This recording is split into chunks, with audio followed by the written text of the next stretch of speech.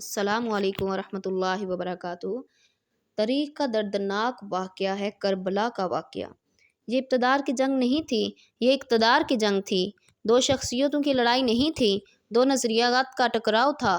یہ حق اور باطل کی لڑائی نہیں تھی۔ یزید ظلم کرتا تھا، حسین ابن علی امن کی علامت ہے۔ یزید جبر کا پتلا ہے، حسین صبر کا پیکر ہے۔ یزید اپنی بدنیت فطرت کے باعث دنیا پر ذلت اور رسوائی زیادتی کی علامت بن کے ابھرا، اور حسین ابن علی رضی اللہ تعالیٰ عنہ حق اور صداقت کا نشان بن کر ابھرے۔ کربلا کے تپتے ہوئے ریت میں حسین رضی اللہ تعالیٰ عنہ اور یزید کا کردار سامنے آتے ہیں۔ وہ یزید نے زندگی میں ایک دفعہ حج کیا اور شراب کے مٹکے ساتھ لے کر آیا، اپنے ساتھیوں کو ساتھ رکھا تاکہ سفر آسانی سے کٹے۔ حسین ابن علی رضی اللہ تعالیٰ عنہ نے 25 حج سواری کے ہونے کے باوجود پیدل کیے۔ یزید حج کے بعد بیت اللہ آیا اور شراب کی ایک مجلس لگائی۔ حضرت امام حسین رضی اللہ تعالیٰ عنہ جب وہاں پہنچے تو شراب کی بدبو کو محسوس کر کے پوچھا، یہ بدبو کیسی ہے؟ تو نشے میں دھت یزید بولا، یہ شام میں بنتی ہے، اور ایک جگہ جام منگوایا اور اس کو پیتے ہوئے دوسرا جام حضرت امام حسین رضی اللہ تعالیٰ عنہ کی طرف بڑھاتے ہوئے کہا، یہ لیجئے، آپ بھی پیجئے۔ تو حضرت امام حسین رضی اللہ تعالیٰ عنہ نے فرمایا، میں اس کی طرف دیکھتا بھی نہیں۔ پھر وہ عاشقی عاشقانہ پڑھنے لگے، اور حسین ابن علی رضی اللہ تعالیٰ عنہ وہ جو ممبر پہ حضور کے پہلو میں بیٹھتے رہے۔ زمانے نے وہ منظر دیکھا کہ آپ صلی اللہ علیہ وآلہ وسلم کے نواسے حسین رضی اللہ تعالیٰ عنہ حجرہ فاطمہ سے نکلتے ہیں، کم عمری کی وجہ سے کبھی گرتے کبھی اٹھتے ہیں، اور آقا کریم خطبہ ارشاد کر رہے ہیں۔ خطبہ چھوڑ کر کے حضور صلی اللہ علیہ وآلہ وسلم نے اپنے دونوں شہزادوں کو اٹھا لیا۔ وہ منظر بھی زمانے نے دیکھا۔ جتنا بڑا شخص ہوتا ہے اتنی ہی آزمائش بھی ہوتی ہے۔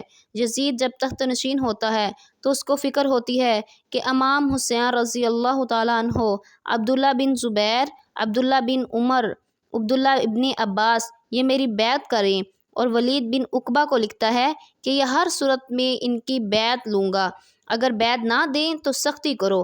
حضرت امام حسین رضی اللہ تعالیٰ عنہ کو بلوایا جاتا ہے کہ آپ کو دارو امارت میں گورنر ہاؤس میں بلایا جاتا ہے۔ ولید بن عقبہ کا پیغام آپ کو پہنچتا ہے۔ آپ اس وقت فرماتے ہیں کہ اس وقت جو پیغام پہنچا ہے وہ کسی خطرے سے خالی نہیں ہے۔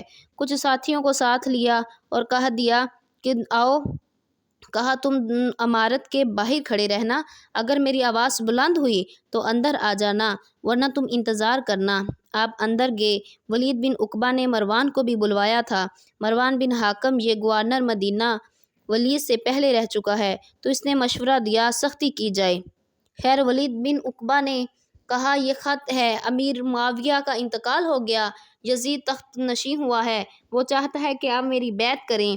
تو حضرت امام حسین رضی اللہ تعالیٰ عنہ نے فرمایا کہ میرے جیسا شخص یوں چھپ کر بیعت نہیں کر سکتا، اور آپ واپس پلٹے۔ مروان بن حاکم نے ولید بن عقبہ کو کہا کہ یہ موقع ہے، اس کو جانے نہ دیں، اگر یہ نکل گیا دوبارہ قابو نہیں آئے گا، اور یہی ان کو قتل کر دیا جائے۔ حضرت امام حسین رضی اللہ تعالیٰ عنہ یہ بات سن لی، اور کہتے ہیں کہ حضرت امام حسین رضی اللہ تعالیٰ عنہ انہی قدموں کے بل واپس آئے اور مروان بن حاکم سے مخاطب ہوئے۔ مروان کہا، کیا بول رہا ہے؟ وہ خاموش ہو گیا۔ فرمایا، تو جانتا نہیں ہم کون ہیں؟ میں حسین ہوں، علی کا بیٹا ہوں، ہمارے گھر میں قرآن اترتا رہا ہے، وحی کا نزول ہوتا رہا ہے۔ یزید فاسق ہے، فاجر ہے، مسلمانوں کا قاتل ہے، شرابی ہے، میں دھنکے کی چوٹ پہ یزید کی بیعت کا انکار کرتا ہوں۔ یہ کہہ کے امام حسین رضی اللہ تعالیٰ عنہ واپس آگے سید زینبہ رضی اللہ تعالیٰ عنہ سے ملے۔ کہا مدینے کو چھوڑنا پڑے گا۔ کہا بھائی کیا ہوا؟ کیا یزید ہم سے بیعت لینا چاہتا ہے؟ اور میں کسی صورت بیعت نہیں کروں گا، رسول کا مدینہ ہمارے خون سے لالازر ہوگا۔ میں نہیں چاہتا کہ حضور کی شہر کی بے حرمتی ہو۔ وہ کیسا ہی منظر ہوگا جب امام حسین رضی اللہ تعالیٰ عنہ نے آخری حاضری رسول صلی اللہ علیہ وآلہ وسلم کے روزے پر دی ہوگی۔ کوئی بھی اللہ کے گھر جائے، وہاں سے آئے تو کسی کا دل نہیں کرتا اس کو چھوڑ کر نہیں آنا چاہتا، اور وہ حسین جو پیدا ہی مدینے میں ہوا ہو، جس کے گھر کا دروازہ مسجد نبوی کے اندر کھلتا تھا، مسجد نبوی کے اندر پرورش پا کر جوان ہوتا ہے اور مدینے کی گلیوں میں کھیلتا رہا، اس حسین ابن علی رضی اللہ تعالیٰ عنہ کے لیے مدینہ چھوڑنا، اور پھر اس بات کا علم اور شعور رکھتے تھے کہ یہ آخری بار حضور کے در پر حاضری ہے، دوبارہ اس شہر نور میں نہیں آ سکوں گا، تو کیا منظر ہوگا۔ محمد بن حنفیہ کے علاوہ خاندان نبوت کے جتنے لوگ تھے ان سب نے شہر مدینہ کو الوداع کہا اور رات کے موقع میں مدینہ منورہ کو مسجد نبوی چھوڑ کر کے مکہ کی جانب روانہ ہوئے۔ 3 شعبان مکہ مکرمہ پہنچتے ہیں۔ ادھر کوفیوں کے خطوط آنے شروع ہو جاتے ہیں۔ حضرت امام حسین رضی اللہ تعالیٰ عنہ مسلم بن عقبہ صورتحال معلوم کرنے کے لیے بھیج دیتے ہیں۔ 40,000 کوفی آپ کے ہاتھ پر بیعت کر لیتے ہیں۔ ادھر 25,000 پیدل حج کرنے والے امام حسین رضی اللہ تعالیٰ عنہ ذی الحج کو احرام باندھتے ہیں، لیکن آپ کو پتہ چلتا ہے کہ حاجیوں کے روپ میں قاتل چھپا دیے گئے ہیں۔ آپ اسی احرام کو حج کی بجائے عمرے میں بدلتے ہیں اور کوفے کی جانب روانہ ہوتے ہیں۔ آپ کے دوست احباب عبداللہ بن عمر یہ سارے آپ کو روکتے ہیں، آپ نہ جائیے، کوفی کبھی وفا نہیں کرتے۔ آپ کے والد کو بھی کوفی والوں نے شہید کیا، لیکن آپ ایک فرض کو نبھانے جا رہے ہیں۔ تو حضرت امام حسین رضی اللہ تعالیٰ عنہ کہتے ہیں، میرے غم کا سارو میرے مہربانو، نہ روکو مجھ کو جانے دو، مجھے نانے کے دین کی ڈوبتی کشتی بچانے دو۔ میں جاتا ہوں کہ دنیا پر وفا کا نام رہ جائے، میں رہوں نہ رہوں عظمت اسلام رہ جائے۔ میں نہیں جاتا تو نبی کے گھر کی آن جاتی ہے، تمہارا دین جاتا ہے، میری غیرت امان جاتی ہے۔ حضرت امام حسین رضی اللہ تعالیٰ عنہ جہاں چلتے ہیں، ابھی راستے میں ہی پہنچتے ہیں کہ یہ خبر آتی ہے کہ کوفے والوں نے بے وفائی کر دی، حضرت مسلم بن عقبہ کو شہید کر دیا گیا، نعمان بن شبیر معذور کر دیے گئے۔ اب انہوں نے 2 سپاہی اپنے سخت گیر شخص تھا، اس نے لوگوں کو ڈرایا دھمکایا اور کوفے کے لوگوں کے دل بدل گئے اور وہ بیعت توڑنے لگے، اور وہ منتظر کوفہ کو کتنا دل اداس تھا۔ جب امام نماز کے لیے کھڑے ہوئے تو 40,000 لوگ آپ کے پیچھے تھے۔ جب سلام پھیرا اور امام نے دیکھا کہ پیچھے لوگ ہی نہیں ہیں، پھر لوگوں نے اپنے دروازے بھی بند کر لیے۔ رات کی تنہائیاں ہیں، مسلم بن عقبہ کو کوئی پناہ دینے والا نہیں۔ لوگوں نے دروازے بند کر لیے کہ کہیں ہمارے گھر میں نہ آ جائے اور ہم مشکلات میں نہ پڑ جائیں اور حکومتی تشدد کا شکار نہ بن جائیں۔ کتنا دردناک لمحہ ہے۔ حضرت مسلم بن عقیل کے لیے اور پھر حضرت مسلم بن عقیل بے دردی سے شہید کر دیے جاتے ہیں۔ آپ اپنے راستے میں ہیں، آپ کو یہ ساری کہانی پہنچتی ہے، سارا معاملہ آپ کے سامنے رکھا جاتا ہے۔ حضرت مسلم شہید کر دیے گئے ہیں، بے دردی سے شہید کر دیے گئے ہیں، وہ جنہوں نے خط لکھے تھے، ہم آپ کے ساتھ ہیں، ہم آپ کے منتظر ہیں۔ ہم آج ان سب نے بیعتیں توڑ دی۔ 40,000 مسجد کوفہ کو وہ منظر کس قدر روح کو تڑپا دینے والا تھا۔ اب حضرت حسین رضی اللہ تعالیٰ عنہ کو سب نے کہا کہ ہمیں واپس چلے جانا چاہیے، حالات ویسے نہیں رہے، تو حضرت امام حسین رضی اللہ تعالیٰ عنہ نے فیصلہ کیا کہ ہم آگے بڑھیں گے۔ ساتھیوں نے کہا، حضرت اگر آپ آگے بڑھے، آپ کے ساتھ اچھا سلوک نہیں کرنے لگیں گے، تو حضرت امام حسین رضی اللہ تعالیٰ عنہ نے وہاں ایک خطبہ ارشاد فرمایا کہ لوگو، جو تم مجھے بتا رہے ہو مجھے اچھی طرح معلوم ہے، جو تم منظر مجھے پیش کر رہے ہو وہ میری نگاہوں میں ہے۔ حضرت حسین رضی اللہ تعالیٰ عنہ کی شہادت کی خبر حضور صلی اللہ علیہ وآلہ وسلم کو جبرائیل نے آ کر بتائی تھی۔ جب حضور صلی اللہ علیہ وآلہ وسلم امام حسین رضی اللہ تعالیٰ عنہ سے محبت کا اظہار کر رہے تھے تو یہ جبریل امین نے آ کر کہا، حضور آپ کا یہ نواسہ کربلا میں شہید کر دیا جائے گا، اور کربلا کی مٹی لا کر حضور صلی اللہ علیہ وآلہ وسلم کو دی تو حضرت امام حسین رضی اللہ تعالیٰ نے حق اور باطل کے درمیان ایک سرخ لکیر کھینچ دی اپنے خون سے۔ اب حق اور باطل کا امتیاز کرنا مشکل نہیں ہے۔ اب لوگوں کو یزید کا چہرہ پہچاننے میں دیر نہیں لگتی۔ وقت کے ہر یزید کا چہرہ آسانی سے پہچانا جا سکتا ہے۔ یہ معاورت زمانے کو کروائی کس نے؟ حسین ابن علی رضی اللہ تعالیٰ عنہ نے۔ حضرت امام حسین رضی اللہ تعالیٰ عنہ نے فرمایا، جو کچھ میرے ساتھ ہونے والا ہے میں اچھی طرح سے جانتا ہوں۔ پھر آگے بڑھے، کربلا میں جا کر خیمے زد ہو گئے۔ 7 محرم کو پانی بند کر دیا گیا۔ پانی بند ہوا تو کھانا بھی بند میسر نہیں تھا، لیکن ذکر پانی کا ہوتا ہے، اس لیے کہ کھانے کے بغیر انسان کئی دن کاٹ لیتا ہے، کئی دن گزر جاتے ہیں، مگر پانی کے بغیر گزارا نہیں ہوتا۔ تو نہر آپ کے سامنے چل رہی ہے، لیکن ایک قطرہ بھی آل رسول کو نہیں دیا جا رہا، پانی کی ایک بوند میسر نہیں ہے۔ صبر کا امتحان ہے۔ 3 دن پانی بند رہتا ہے۔ 9 محرم کو رات کی تنہائی میں حملہ آور ہونا چاہتے ہیں، لیکن آپ کہتے ہیں کہ ہمیں اللہ کے حضور عبادت کے لیے، ذکر کے لیے وقت دیا جائے۔ ساری رات ذکر میں گزرتی ہے، عبادات میں گزرتی ہے۔ رات کے اندھیرے میں آپ چراغ بجھا دیتے ہیں۔ انصارہ کو کہتے ہیں کہ ان کی دشمنی میرے ساتھ ہے۔ اپنے ساتھیوں سے بولتے ہیں، میرا خون چاہیے ان کو۔ اگر تم رات کی تاریکی میں نکل جاؤ، تم میں سے کوئی میں مواخذہ نہیں کروں گا، اور یہ بھی تمہارا پیچھا نہیں کریں گے۔ ان کا مطلوب تو تم نہیں ہو، ان کا مطلوب میں ہوں۔ میں چراغ جلاتا، حضرت حسین رضی اللہ تعالیٰ عنہ فرماتے ہیں کہ میں نے چراغ جلایا تو کوئی بھی نہیں گیا۔ ایک ساتھی کھڑے ہو کر کہنے لگے، حضرت اگر ہمارے جسم کو 70 مرتبہ جلا دیا جائے، کاٹ دیا جائے اور ہواؤں میں اڑا دیا جائے، پھر بھی میں آپ کا ساتھ نہیں چھوڑوں گا۔ ایک 70 سال کے بوڑھے بزرگ حبیب بن مظاہرہ کہتے ہیں، آپ کو چھوڑ جائیں، کہاں کوئی ساتھ چھوڑنے کے لیے تیار نہیں ہے۔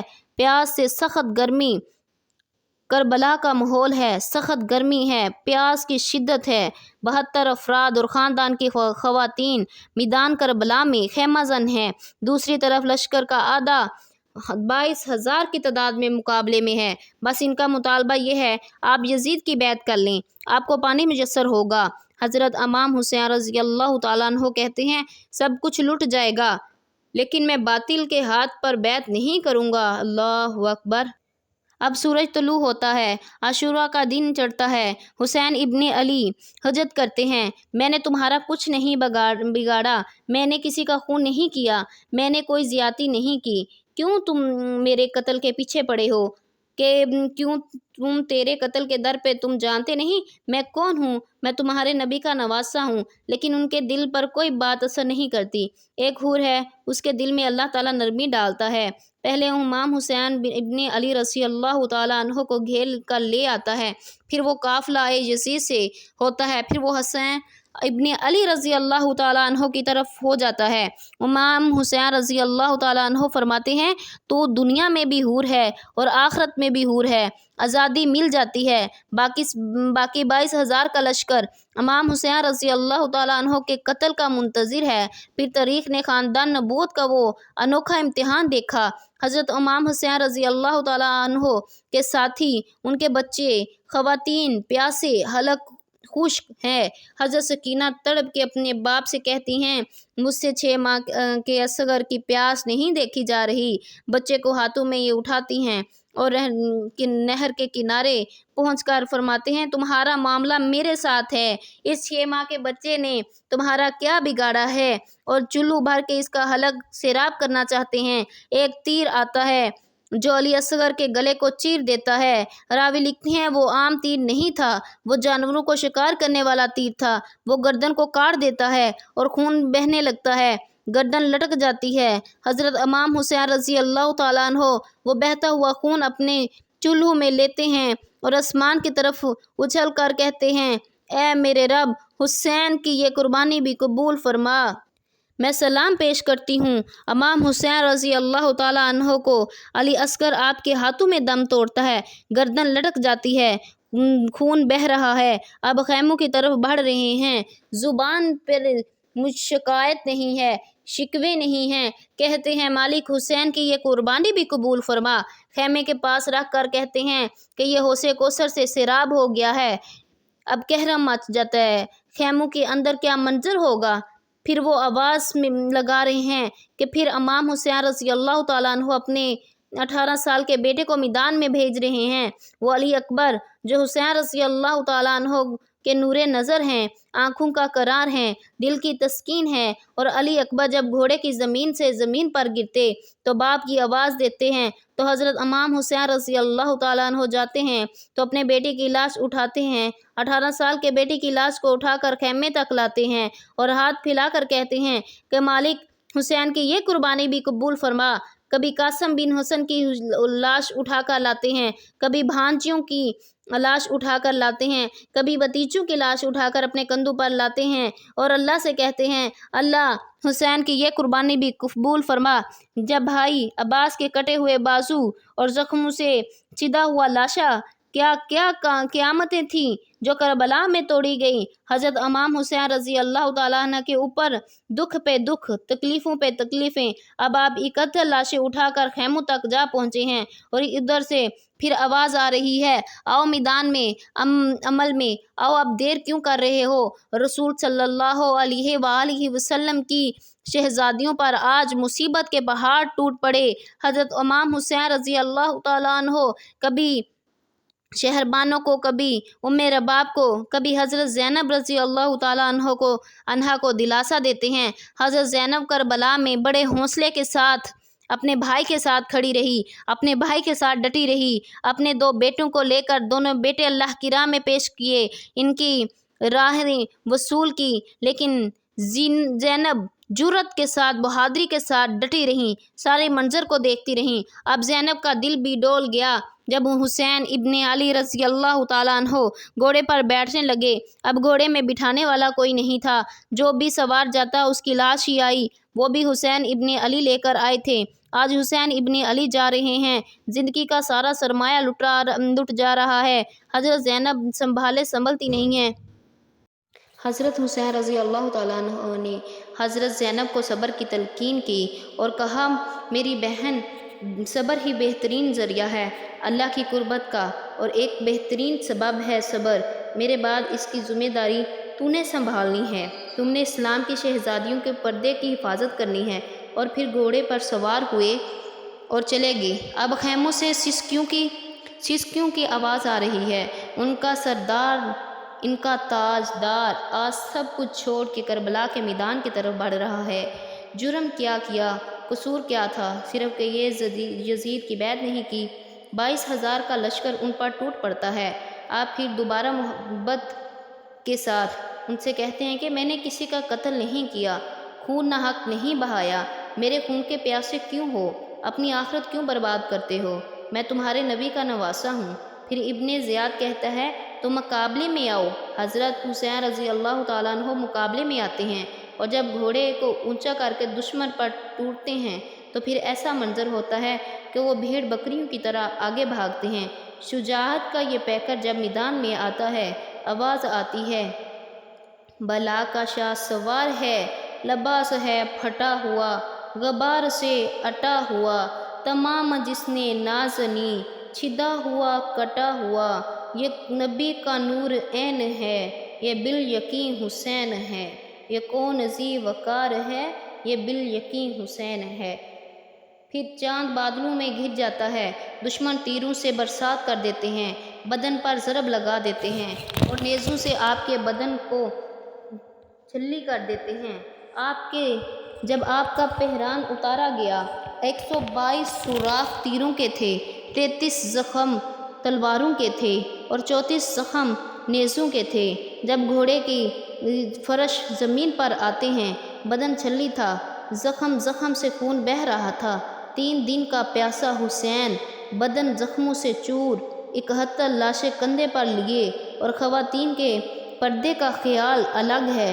लेकिन जब घोड़े से नीचे गिरे, फर्श ज़मीन पर आए तो ज़बान पे हाय नहीं, चीखो पकार नहीं, आते ही पेशानी सजदे में रख दी और पुकारते हैं, मालिक, घर लुटा के, बच्चे लुटा के, अपने ख़ानदान को लुटा के بدن کو زخموں سے چھلی کر کے تیرے حضور سر جھکا کے یہ اقرار کرتا ہوں کہ حسین تیری تقدیر پر راضی ہے، مالک تو بھی حسین سے راضی ہو جا۔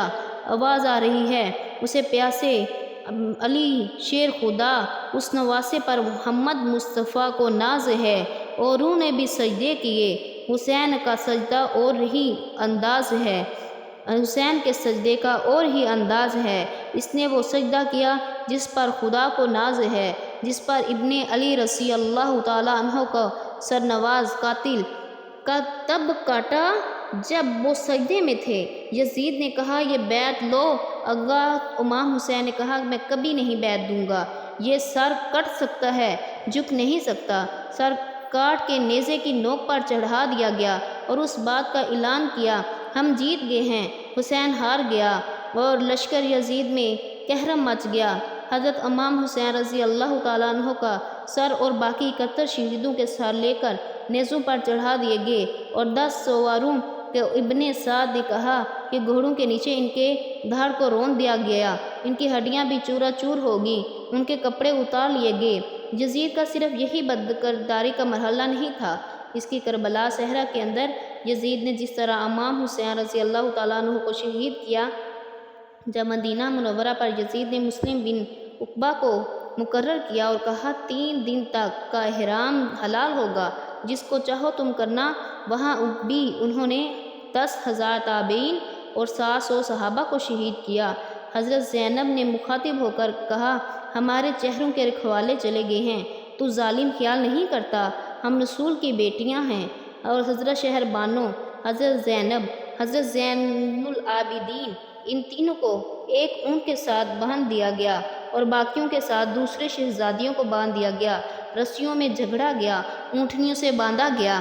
آگے آگے شہیدوں کے سر ہیں، آگے آگے شہیدوں کے اب سر ہیں، پیچھے قافلہ چل رہا ہے، اور جب یہ قافلہ وہاں سے گزرا یہاں یہ لاشیں پڑی تھیں۔ امام زین العابدین 14 سال کے تھے اور بیمار تھے، ان کا حوصلہ نہ ہوا دیکھنے کا، ان کو وہاں غشی آنے لگی، وہ منظر کیا ہوگا۔ حضرت زینب نے جو ابھی دیکھا بڑے حوصلے کے ساتھ کام لیا، لیکن ان کے بدن ٹوٹ کے ان کی آنکھوں سے آنسو بہنے لگے۔ حضرت زینب کی امام حسین کی لاش کے پاس کھڑے ہو کر دیکھا، وہ ٹوٹی ہوئی ہڈیاں، وہ روندا ہوا بدن، کٹا ہوا سر اور لاش بڑی ہے۔ حضرت زینب نے مدینے کی طرف منہ کر کے حضور سے کہا اے ہمارے نانا محترم، یہ دیکھیے آپ کا حسین پڑا ہے، بدن کپڑے اتار لیے گئے ہیں، خاک ہوائیں اڑا رہی ہیں، اس کے اوپر چادر جو نہیں ہے وہ مٹی کی پڑ گئی ہے۔ حضور آپ کی اولاد کاٹ دی گئی، راستے کے اندر ایک جگہ آتی ہے، رات گزری اور ان کو اتارا گیا، رات کے موقع تھا اور ایک خاتون آئی اور اس نے ان کو کھانا پیش کیا اور کہا میں کسی زمانے میں سیدہ زہرا کی لونڈی ہوا کرتی تھی، مجھے پتہ چلا کہ آپ لوگ گزر رہے ہیں، میں نے سوچا میں اپنی زہرا کے خاندان کو کیوں نہ ان کی خدمت میں کھانا پیش کروں۔ کہا جب میں ان کی لونڈی تھی ان کے پاس 6 ماہ کی بچی تھی جس کو زینب زینب کہتے تھے۔ حضرت زینب نے کہا اماں اگر پہچانتی ہو تو وہ میں ہوں، یہ تاج اور ٹوٹا ہوا کارواں یہ وہاں سے کوفے میں کیسے پہنچا؟ اور کوفے کے اندر حضرت زینب نے یزید کے دربار میں بڑی جرأت کے ساتھ جو باتیں کہیں، اللہ اکبر۔